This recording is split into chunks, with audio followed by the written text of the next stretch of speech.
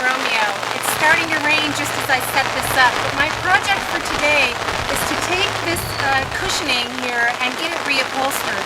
I'm going to be using some outdoor fabric. This will be the body of the piece, and then I'm piping all of the cushions out with the dark brown, and then finally using the stripe as accent pillows. So go ahead and take some notes on this. I'll be fluffing up a little bit of the cushioning because it's looking a little tired, and really that's all that needs to be done before all the new fabric can be applied.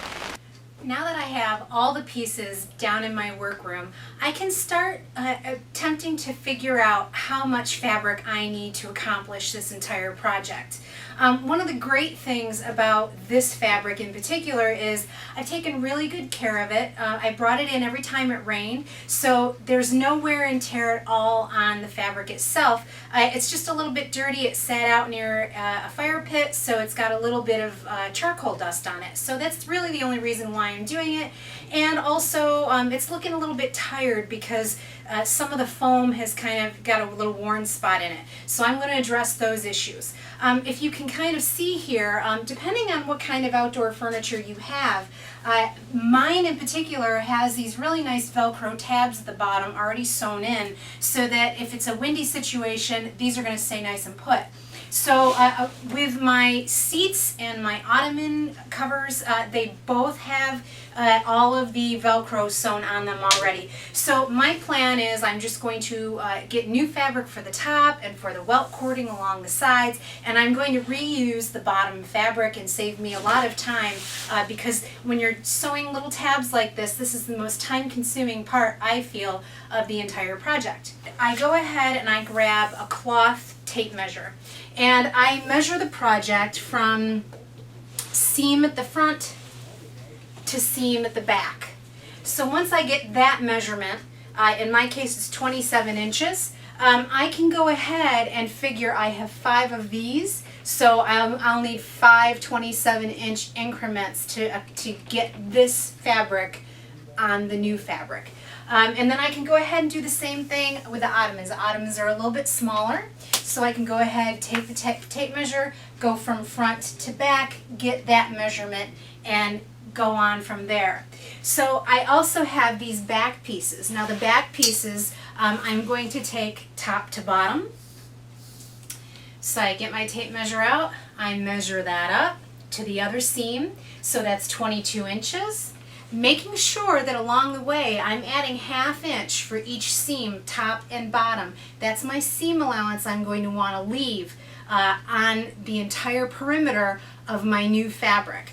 So I take that measurement, and I also take a width measurement here. So I've got a 25 inch width measurement. So once I take all of these measurements, what I'm going to do is I'll lay it out on my chalkboard. Now I know that my fabric, it's sunbrella fabric, it's indoor-outdoor fabric, it's 54 inches wide, so I know I need to fit all of these measurements onto that 54-inch wide fabric. So what I've done is I've taken my seats, and I've got 1, 2, 3, 4, 5 of those. I have some side panels on those seats as well that I need to cut out, and so I can put those, lay those out on the fabric right next to the seats. And then I'll be a little bit less than my 54-inch width that I need. So I'll have a little extra fabric to play around with. And trust me, if you're approaching this for the first time, you'll always feel more comfortable if you have a little bit of extra fabric. With the ottomans, I'm laying it out the same way. So I have the tops here, and I've got the side panels alongside that. And then I have throw pillows. So these 2 throw pillows that I have laid out 1 and 2. So these are fronts and backs. And then with the actual backs of all of these cushions, I need a front piece and I need a back piece. In my case, my back piece has 2 smaller side panels and a large panel in the back. So when I lay all those out, I have a back, I have the 2 side panels, and then down here I have another back piece. So all in all, I'm going to line up 12 of these to get that all cut out. So if I lay all those out, I'm coming up, when I lay all of my measurements out, I have that entire inch measurement, and then I go ahead and I divide it by 36. So I have 10 yards of fabric that I'm going to need. That does not include the welt cording because I'm going to be doing a nice contrast to that. So I've actually picked out a really nice bright spa blue with some dark brown trim. So from that point, I'm ready to go. That's how I get all of the measurements. That's how I make sure that I have enough fabric left over. If you feel more comfortable, get yourself an extra yard or two so that you'll have enough wiggle room in case you make a mistake with your cutting. I've taken a seam ripper and I've gone ahead and I've gone along all the seams very gently and carefully and pulled out all of the commercial style thread. It's a heavy dutier thread, so it takes a little bit more oomph to get through it, but if you have a really nice sharp seam ripper, then you'll be able to accomplish this very easily. So you'll see what I come up with. So here's the bottom with those tabs. This is the piece that I'm going to save. When I get into this, an interesting thing, with the welt cord that you use outside, it comes in like this foam. It's not a cotton cord, and it's not any kind of roping that you normally see in interior type interior type upholstery. It's a foam. So this is a specialty item. It's a little harder to come by. You can't just get this in your normal fabric store. So I'm going to keep this and reuse it. I'm going to recover this little piece, and I'll set this aside as well. At my initial inspection of the cushion, and you'll see this foam, it's an exterior foam, and it's basically a fiber that they've kind of compressed. But you'll see, my wear pattern. This is the front of the cushion. So what I'm going to do in order to puff this up a little bit more is they've folded this over, and I'm going to come along this middle seam here, and I'm going to clip into it probably about 3/4 of an inch or so. And what I'm doing now is I'm actually making a little divot in here, a little valley if you will, to accommodate a piece of foam.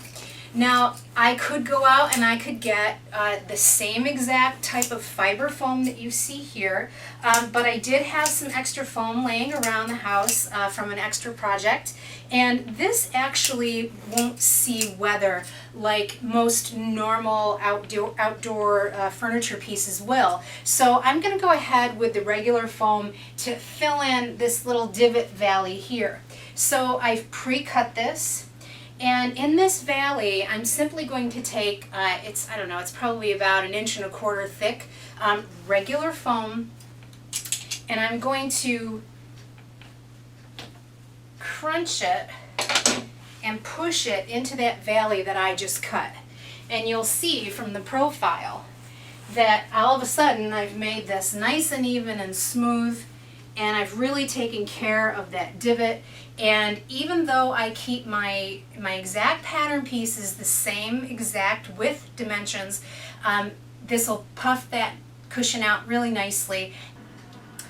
So you can see how I've laid out my pattern pieces. I have cut out some others prior to this, and this actually represents the back of the cushion.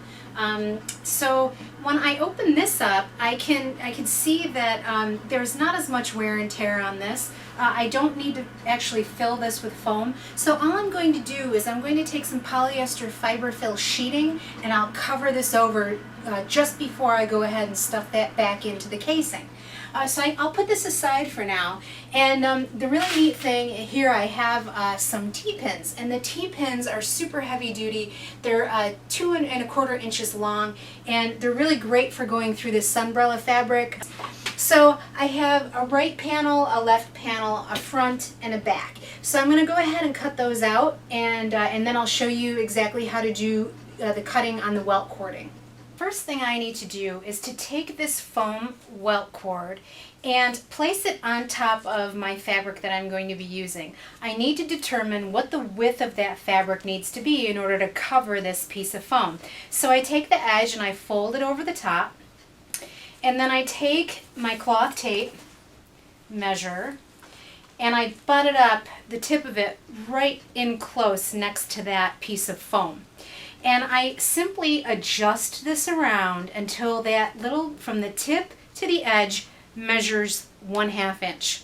Now that 1/2 inch is going to be the seam allowance that goes all the way around each and every cushion. So I know that I'll line this up perfectly with each pattern piece as I go around the entire project. So that being said, I'm going to put my fingertip right there at the edge of the fabric. I'll unfold this, get the welt cord out of the way, and then take the cloth tape measure and measure that distance. Now that turns out to be 1 3/4 inches. So all of these strips are going to be cut in 1 3/4 inch. The way that I cut the welt cord cover is on the bias, and what that simply means is that I've taken the fabric and I've taken the shorter end, meaning that the length of the fabric is facing in this direction. I take the short end, I fold it over, and I line it up along the longer side of the fabric. And what that does, it gives me a 45-degree angle. That 45-degree angle, what it allows for in the project piece is a lot more give to make it around the curves of all the cushions. I'm not fighting that natural tendency to curve around. So in almost every case of upholstery, I cut all of the welt cording on a bias cut. So now that that's been folded over, what I could simply do is go ahead and take my pair of scissors and split it all the way down this channel that I've made. What that's going to do is it's going to expose my very starting edge for all of my subsequent welt cord pieces. The starter piece is cut. And so at this point, I'm going to take my trusty Sharpie marker and I'll get my cloth measure tape and I'll line it up directly onto this edge of the fabric. I'll mark it at 1 3/4 inches in a couple different places. And from that point, I can go ahead and I can take a long measuring stick and mark this right at those points. And I can remove that, and now I can go ahead and take the pair of scissors and run it all the way down that line so I get a nice consistent width all the way across. The really nice thing about the fabric that I've chosen is that it's got a small little strié stripe in it. And anytime I'm doing welt cording, I really love to go with a little tiny stripe, because what that winds up doing in the finished piece is making it look like the fancier rope cording that you can get at your local fabric store. So this is a really great way to kind of mimic that without actually putting some money into that expensive product. Now once all your strips are cut, you're going to wind up with pattern pieces that look like this. And you can't simply just sew them together and hope that they're going to wind up being exactly perfect. So what I wind up doing is I'll take one piece and flip it over the top of the other at a 90-degree angle. And then I can go in here and offset it so that I can get my 1/2 inch seam. So you'll see what I wind up with here are two little tails that are sticking out on either end. And my seam is actually going to be right along this line here where I'll put this pin to show you how this is going to wind up. So when it's flipped, it's going to line up perfectly. Now if I don't do these little tails on either end, you'll see what happens. If I line it up tip to tip, and I pin it with a 1/2 inch seam, that's what's going to wind up happening. So you cannot put it together this way. It needs to have those little tails sticking out, 90-degree angle, flip it up from here, 90-degree angle, line up your edges, and then simply slide it until you get your 1/2 inch seam tip to tip, pin it, and then run it under your machine. So I'm just going to put this underneath my presser foot and go ahead and stitch this in place. Now I have this outfitted with my zipper foot on here, and I'm just going to sew pretty close to that foam piece underneath.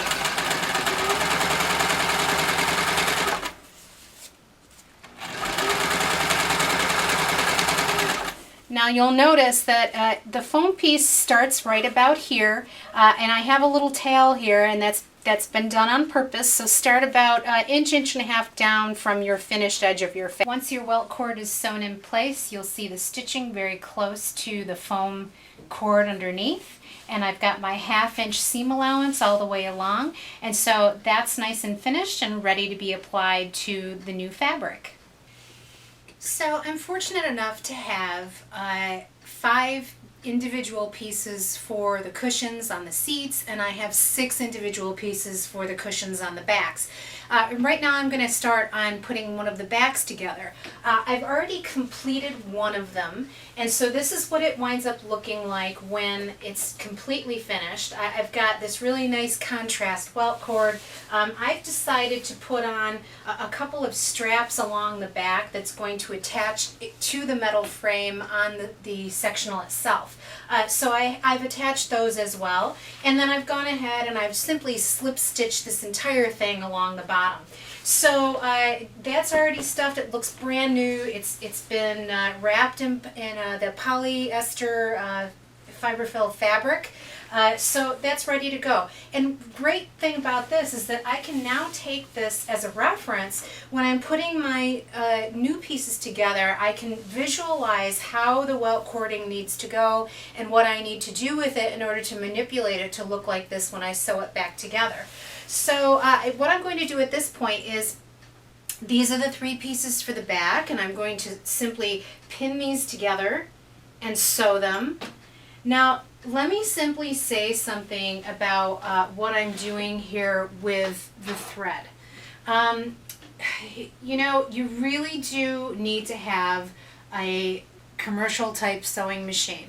The thread that you're going to put through that commercial sewing machine is super thick, and it really makes a difference in the type of thread that you use. This is UV resistant thread. It's a polyester thread. And this is what's recommended for a sunbrella or outdoor type fabric. So if you have a regular sewing machine, what I would say to you about that is, you know, if you want to go ahead and sew with regular thread that you get at your local fabric store, just be aware that it's not UV resistant, and over time that thread is going to break down. So if you don't mind doing this project, you know, every 2 or 3 years, or taking some hand stitching to it and going ahead and repairing it from time to time, then go right ahead and do that. In my case, I have a really nice sailrite machine. It's for making sails on sailboats. So it's designed to sew through 8 thick layers of canvas. So if you have a machine like that, then use that and use this UV protected thread that goes with it, polyester thread. You can get it in a variety of colors. Mine happens to be brown. And the nice thing about it is really it's going to blend in with almost anything. You're really not going to be able to see it. You know, another choice for you might be a monofilament nylon thread. That's what I use for upholstery pieces for indoor purposes. And that really isn't particularly a UV resistant thread either. But if you're willing to take the cushions off and bring them inside when the weather is inclement, then I think you'll be okay. All 3 pieces of the back are sewn together, and so I have 2 seams here that actually need to be matched up to the 2 corners of my front piece. Now I've gone ahead and I've stitched the welt cord onto the face fabric all along the edges, and so at this point what I'm going to do here is, because it needs to have this kind of strange configuration all along the top and the edge, the best thing to do is to take the 2 corners, line them up along the top edge here, and pin them right where the seam is. And that way, what that'll wind up doing for me is give me a reference point as to where the sides need to go. Sometimes it's super hard to start stitching at the very bottom and go along all the way to the other side and realize that you're a 1/2 inch too short or a 1/2 inch too long. So I'm minimizing this by going ahead and making sure that the corners are matched up directly with the seams, and you can see that here. This is the area that I'm talking about here. This is the corner that I've just made on the front, and here's my seam. So these two areas are where I'm pinning right now. So now that I have, it's really great to have it as a reference for you. So if you've got the luxury of being able to look at the old piece or the new piece, whatever, it really is helpful. So I pull this nice and tight, and I find my very middle, and I go ahead and I pin that as well. So at this point, I'm not going to go ahead and finish pinning all the way around. What I want to do really is I want to start stitching at the corner and go all the way around this way, and when I'm done with that, I'll go all the way around this way, and that'll make certain that these two corners stay exactly where they need to stay. So this is just a way of positioning things. I have the needle lowered into the fabric right at the corner here. So this is my starting point. I'm going to ignore everything to the left of this until I finish this entire seam. And the great thing about this machine is that it's got this, underneath this little foot, it has a groove. And so basically that foam welt can just kind of feed in underneath that groove. It'll keep it nice and straight, and that's what makes it really, really nice and taut when you're done. So I'll go ahead and start stitching.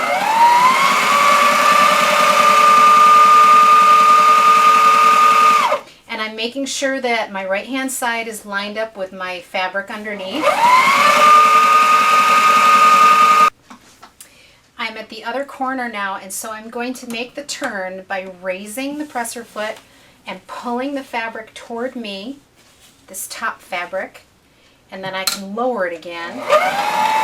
That'll make a beautiful crisp corner. And then I'll just give you a tutorial on how to deal with these corners. This is a curved corner, and so it's really kind of difficult to go ahead and manipulate this fabric around. And so basically what I do is at the apex of the curve, I clip it here and I clip it here, and then I can get more control out of this fabric in pulling it around and making a nice curve. Okay, I have that one side done, so I'm going to flip it out just to show you how really nice this works. So I have this all stitched in place. And so now I'm going to go ahead and go back to that other corner that I left behind, and I'm going to work on this side, making sure that everything is lined up perfectly. I have all the corners are totally lined up. Everything is nice and neat all the way around. I've sewn in my two flaps, and I've got a little snap system here. I have brass snaps because they're not going to rust if they ever do get wet or exposed to humidity. They're not going to rust through. So I have those attached to the back as well. Before I go ahead and actually put the insert in, I'm going to take this polyester fiberfill fabric, which is about 1 inch thick. And so I'm simply going to line it up along this top edge here and push it into it really, really well. Cut it straight along the bottom, right along the plane of the bottom of the cushion. So this is what I wind up with. It's just kind of sandwiched in there like that. And all it's going to do, it's going to take up any additional airspace that happens to be in this cushion cover. So again, this takes a little bit of finessing to get this in. And I'm making sure that I have my angled piece lined up.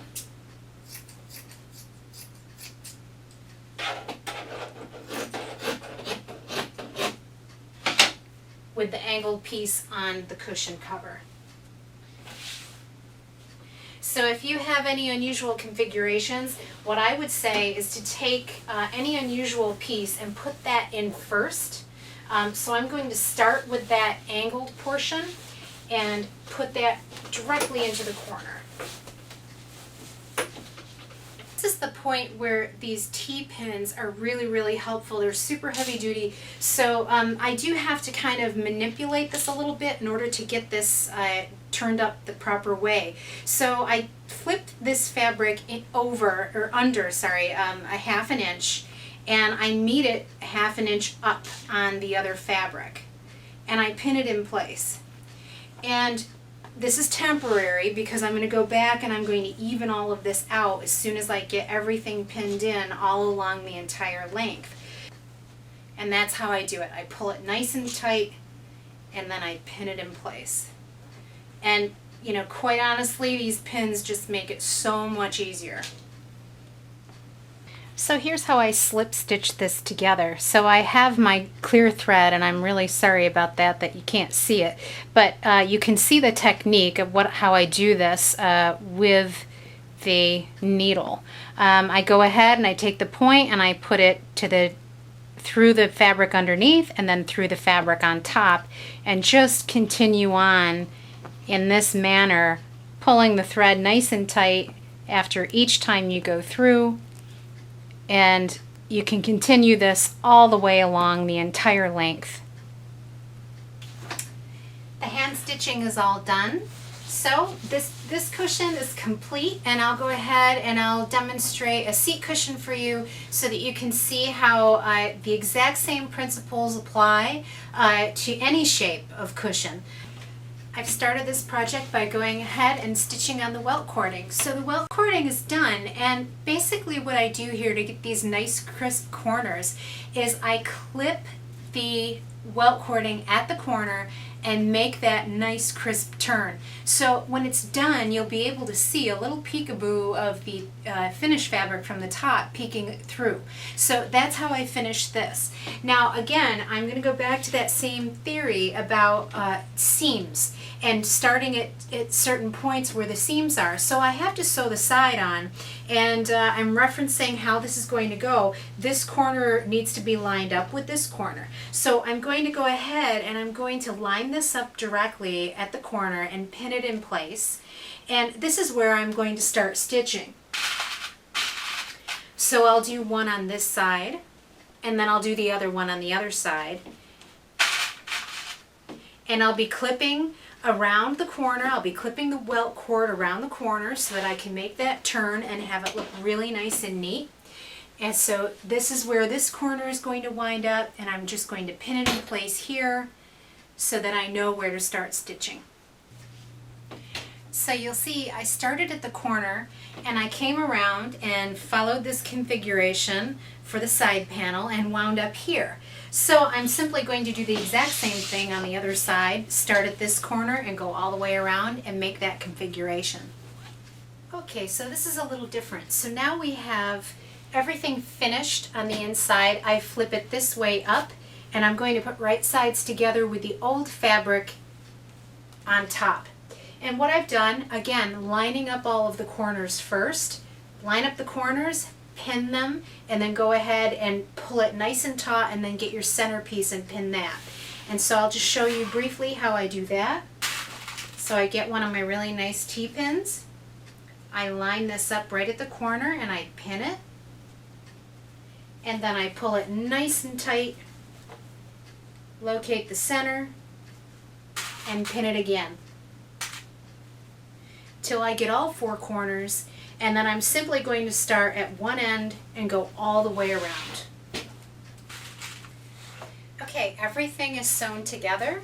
You'll see I've got all the corners matched up perfectly along all the edges. So I have this giant opening here, and what I need to do is make sure that I have a top and a bottom. Now I know that this is the bottom, so I'm going to insert this way.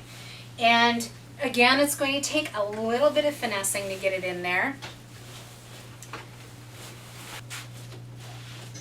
And chances are, when you go back to your original piece, you're going to notice imperfections in what came out of the manufacturing facility that actually made the cushions. So, you know, a lot of this stuff isn't exactly 100% perfect.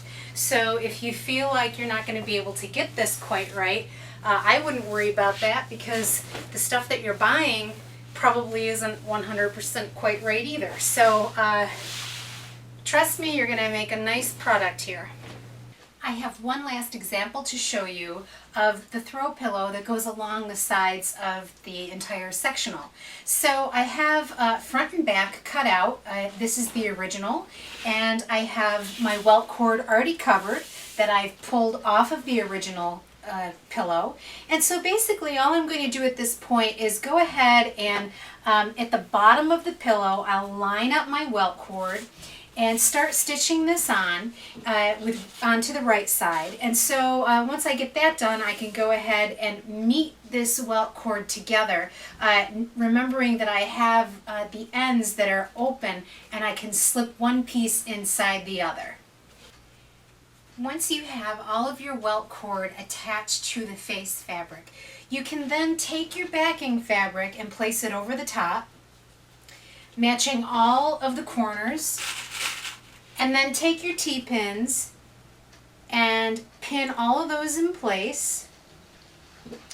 Now, when you're stitching this, just make sure that you're going to be keeping a nice size opening at the bottom so that you can get your polyester fiber fill back in, and you're not going to be struggling to get it in there. If you leave a big enough hole, you'll have plenty of space in order to put that back in very easily. Before I go ahead and flip this right side out, I take the corners and I clip them very close into the stitching, and I'll do probably 3 cuts per corner. And what this is going to do, it's going to allow for some bunching that might occur if you just flipped it the way it was. It'll alleviate that from getting too bunchy in the corners and make it lie really straight. See how well the corners turned out simply by clipping them? They are going to lie nice and flat. And if you'll see, here's the original. You know, I think my corners look a little bit better than theirs do. So, you know, I think that's a really great tip on getting these corners to lay just the right way. So from this point, I'm going to go ahead, I'll stuff it, and then I'll go ahead and slip stitch it again with the monofilament thread so you can't see it. I just want to give you a close-up on how this is closed off. It's closed off a little differently than the actual seat cushions. The seat cushions themselves really won't be seen, but this is a pillow that's going to be seen from all angles. And so basically here's what I do. I come up into the blue fabric and grab a little bit of that, and then I take the tip of the needle and I put it in a spot just above the stitching for the welt cord. So it's just a little tiny bit above that, and then I pull it. And let me show you one more time. I have the blue fabric, get it in a little bit, then go just above that welt cord stitching, straight across, and then come through, pull it nice and tight. And you'll see I have all of this done. It looks just as good as anything that came out of a machine. So if you follow the same procedure, you'll have the exact same results. Here's the before and here's the after. They're identical. This one's a little cleaner. So wasn't that difficult? And I'm just going to plug away at it. I've got 15 cushions all together. So I'm just going to do the exact same process for each cushion. Now, in the case of your cushion, if it's a different style, if it's got some odd little angles to it, be patient. Make sure that you're making all of your little individual cuts to get around corners or to you know, make a 90-degree angle. So if you do those things, that's what's really going to set you apart for getting all of these really beautiful little curves and stuff in whatever style cushion you have. The cushions are all in place. It's early spring. It's beautiful. Along with the cushions, they're beautiful too. You would never be able to find these in the store, and honestly, why go out and buy a new patio set when your patio set is just fine?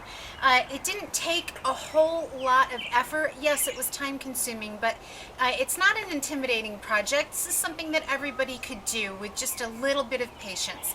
So until next time, this is Renee Romeo. Thank you so much for watching this project.